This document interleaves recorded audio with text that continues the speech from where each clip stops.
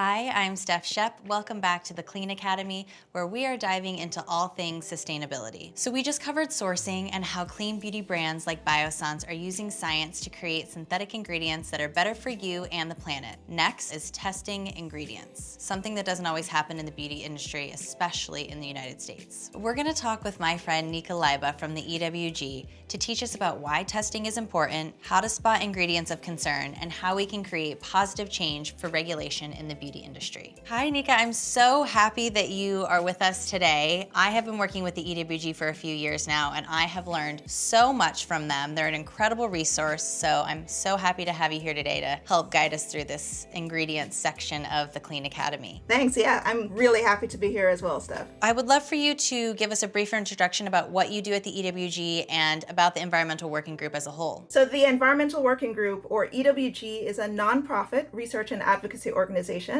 and our mission is to empower people to live a healthier life in a healthier environment. And to do this, we educate people about the chemicals in their environment that may harm their health and give them tips and resources to try and avoid those chemicals. I am the vice president of our Healthy Living Science team, which means that I manage the team that works on our Skin Deep database, or cleaners database, food, and all of our forward-facing or consumer-facing resources. So I have a lot of fun with my team at EWG every day. I know that the EWG has really strict standards of testing their products. Why is testing so important? Testing is super important. And the reason it's so important is because the regulations in the US right now don't require it. So because of these outdated and lax regulations, there are chemicals of concern, chemicals that can harm our health, as well as contaminants that can harm our health in the products we use every single day. And whereas you can look at a label and avoid certain ingredients of concern because they're on the label, on the ingredient list, contaminants aren't required to be listed. They aren't required to be tested for, and they aren't required to be listed. So it's really, really difficult to avoid them, which is why this session and this knowledge is so important. That's so crazy to me. That was one of the things that definitely shocked me when I started working on personal care products. Whereas in Europe and some of the other countries, they've banned or restricted 1,400 chemicals approximately from use in personal care because of issues like health impacts. The US has banned or restricted less than a dozen, and our regulations haven't been updated in more than 80 years. So it's about time to get that sorted. Can you tell us what some of the common contaminants in beauty products are and why are they harmful? One of the more common ones is a chemical called 1,4-dioxane. And 1,4-dioxane is a byproduct of a process called ethoxylation. So a lot of personal care product ingredients are ethoxylated to help them be less harsh on the skin. However, this process of ethoxylation causes this 1,4-dioxane to be produced. And 1,4-dioxane has been listed by the EPA, the state of California, and authoritative bodies as carcinogenic. So it's definitely not something that you want in your products readily. And as a regular consumer, we don't know if that product is in there because it's not listed on the back of the ingredients list? Correct. That's crazy. If you're a chemist or, a toxicologist, you're more likely to be able to identify ethoxylated ingredients, but without that sort of knowledge, there's just no way of knowing. Right. One of the common ones that people probably see though is polyethylene glycol, PEG. We call them PEGs. PEGs are common, and those are ethoxylated. I know you mentioned something about heavy metals when we were talking before. That's another common contaminant, right? Yeah, heavy metals are definitely common, especially in clays and pigments, because heavy metals are found in soil and rocks where these ingredients are sourced from. So they will contaminate those ingredients and then ultimately the products that those ingredients are used in.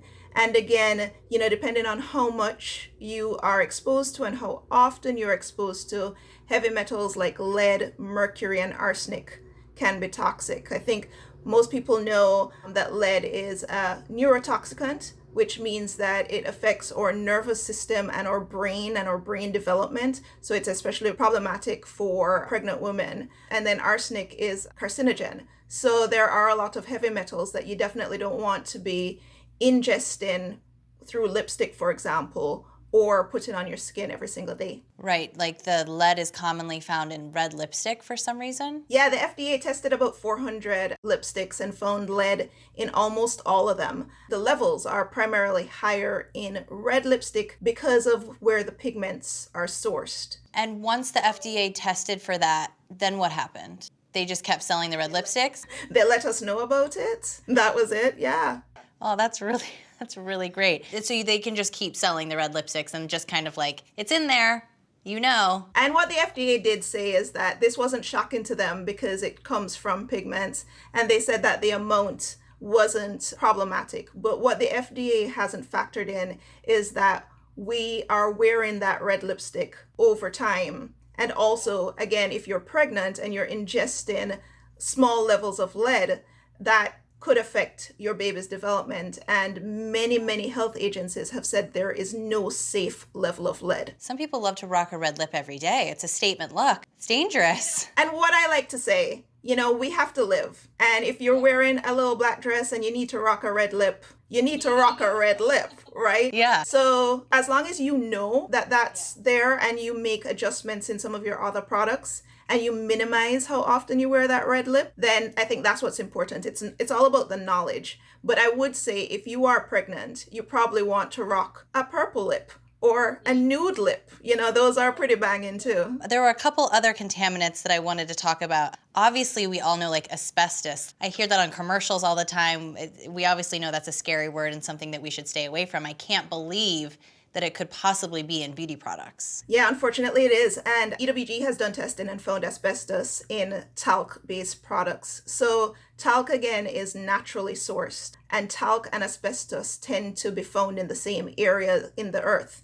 So when companies are mining for talc, they often get asbestos along with that talc. And because there's no requirement for testing and there's no safety requirements for personal care products, that can be used in our makeup. You're probably very aware that a lot of talc-based products are powdered products, and asbestos is particularly concerning if it's inhaled and it gets into your lungs because it's a carcinogen. In a powder form is like inevitable. Exactly. So as you do your face powder and you're inhaling that asbestos, that is dangerous. And no one's listing asbestos on the back of their powder packaging. No, and they're not saying, here is our famous face powder with a side of asbestos. And then the final one I wanted to talk about was PHAs, polycyclic aromatic hydrocarbons. Yeah. Oh my gosh. Polycyclic aromatic hydrocarbons are a byproduct of petroleum distillation. So if ingredient is petroleum based, like mineral oil or petrolatum, it may be contaminated with PAHs. And again, PAHs is a huge class of chemicals, and some of them are carcinogenic or linked to cancer. I mean, I know this from some of the research that we've done with Future Earth. Like petroleum, anything petroleum is bad in my book. I try and stay away from it. People don't realize, you think of like petroleum, you think of the gas you put in your car, like, the way you run your home, and it's in beauty products. Like how can that be? It's really bad. And it's not even only bad for your body, it's bad for the environment. There are definitely a lot of products that still use petrolatum, other petroleum derived ingredients. A lot of times we don't realize that it's not just our bodies and health that these ingredients and contaminants affect. When we shower, when we wash our face, those ingredients are put back into our water supply.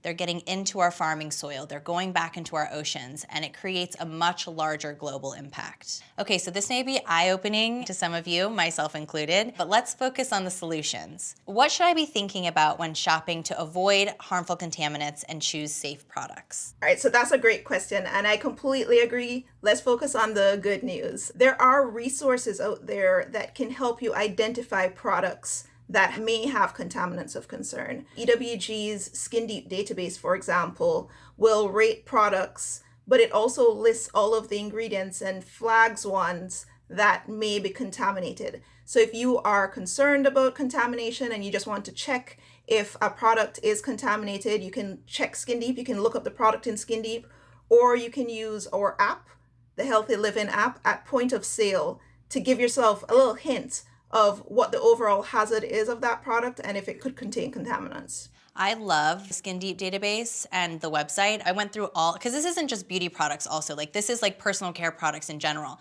So I kind of went through my entire home of all of the products we use for cleaning, laundry, obviously, my personal care, beauty and showering and everything. And I just went through and kind of just looked at the ratings for all of my products. And then I realized I wasn't using great products. And so I kind of went down the list of the products that scored really well, and I used that specifically as my shopping list. So I only shop products that I know rate well on the EWG scale. That's awesome. It's the only way to know that you're being protected and being safe. Yeah, without regulation, unfortunately, and again, without having advanced degree that most of us don't have. I don't have a degree in chemistry. So without that information, it's nearly impossible to tell. So it's great that there are resources like Skin Deep that rate 80,000 products so that you can hopefully find the product you're using and see if there are safer options. And as I said before, if you make an educated decision to continue to use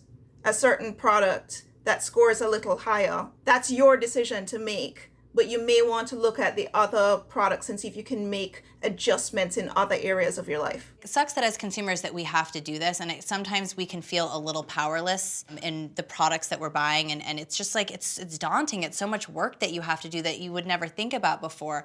But I do think that there is a lot of power being a consumer, more power than we think, because like you mentioned, we are seeing, one, consumer-driven change. These larger brands, these brands that have been around for a while, are seeing the demand, and they're seeing the buying power that we have. You can choose to support brands that have those sustainability practices and the ingredient transparency. You can use your dollar to really support those brands and to kind of show the industry which way the consumer is leaning. And I think there's so much power in that. What else do you recommend to support stronger rules and regulations when it comes to testing? I think what you just said, I resonate with so much. I completely agree that our voices as consumers and our dollars as consumers have really changed the market.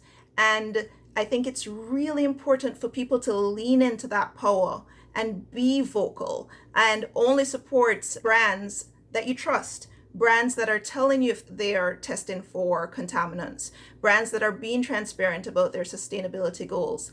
And that is what has moved the market. And I'm confident that if we do that with contaminants as well, that will move the market in a forward direction. Until then, we're also pushing for policy change, because unfortunately, this won't be solved on a national level until there is policy change that requires companies to test for the safety of their ingredients and their products before they go on store shelves. Yeah, we can definitely see it. And obviously for us to just be having this conversation, you're in the space, and I feel like you can give us that inside look, and we can really trust that when you say we have so much power with our dollar, we really can create change as consumers. And the legislation that's about, hopefully, I'm gonna say the legislation that is going to pass in California, fingers crossed, is really going to create a lot of change across the nation, because obviously brands aren't just going to reformulate for one market, and California is such a huge market that I'm really hopeful that we can get this legislation passed and get rid of those toxic ingredients that should not be in our personal care products. All right, it is now time for rapid fire questions.